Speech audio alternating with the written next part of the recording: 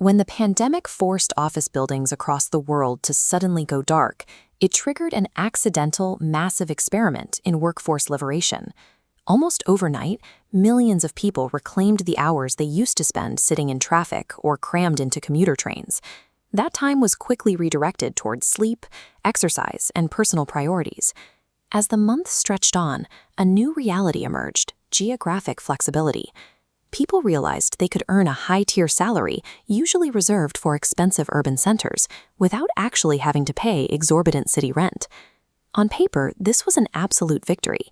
Employees secured total control over their personal time, their physical workspace, and their daily routines.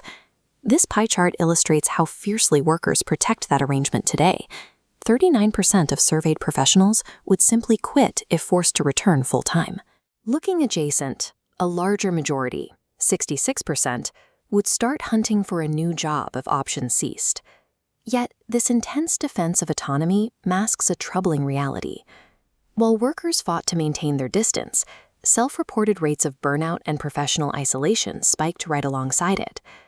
Researchers measure this phenomenon using the chart you see here, mapping the work-from-home intensity curve. It plots how many days an employee works remotely against their overall job satisfaction and well-being. The data reveals a clear dosage effect. A certain amount of remote work boosts well-being, but past a critical threshold, the physical distance stops being a protective buffer and begins to weigh on us psychologically. At the peak of that intensity curve, distance is a powerful asset. It filters out the noise of office politics and creates the quiet space necessary for deep, uninterrupted work. But as you slide down the far side of the curve, you hit the communication tax. Without shared physical space, teams lose the subtle nonverbal cues and informal chats that usually grease the wheels of collaboration. Spontaneous conversations at a desk or in a hallway disappear.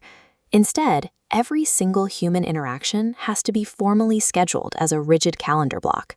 Compounding this fatigue is the loss of physical boundaries. When your dining table is your desk, there is no office door to walk out of at 5 o'clock. The psychological wall separating your professional responsibilities from your personal sanctuary collapses. Many companies responded to this absence of physical presence by installing employee monitoring software. They track keystrokes, track mouse movements, and active screen time, turning the flexibility of remote work into a persistent state of chronic vigilance. Stripped of commuting boundaries and tethered to monitoring tools, the modern remote worker is rarely entirely off the clock. The daily commute has merely been replaced by a continuous, inescapable digital shift. Beyond the daily fatigue, this isolation carries a steep, long-term career cost.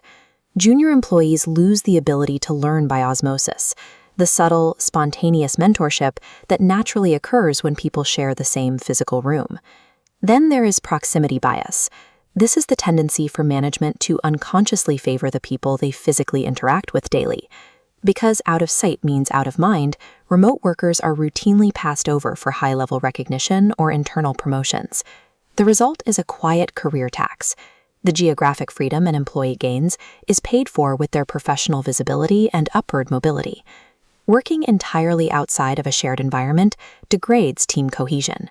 Without the daily camaraderie of a physical office, a worker's focus naturally drifts away from collective organizational goals towards their own individual productivity. When you combine this independent mindset with the ability to interview anywhere from your living room, employee turnover rates inevitably soar. Academics note a shift in the psychological contract.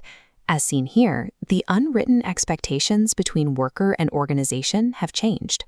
The emotional attachment anchoring corporate loyalty has evaporated, replaced by a transactional mindset, labor exchanged for capital, with no expectations beyond the deal. Both firms and employees traded away corporate loyalty to secure geographic and operational convenience. This leaves us with the proximity paradox. Maximizing your personal autonomy requires sacrificing your community safety nets and your career visibility. Fully remote work represents a calculated exchange of psychological capital. To survive and thrive in this environment, you have to fiercely construct your own daily boundaries to push back against an always-on culture.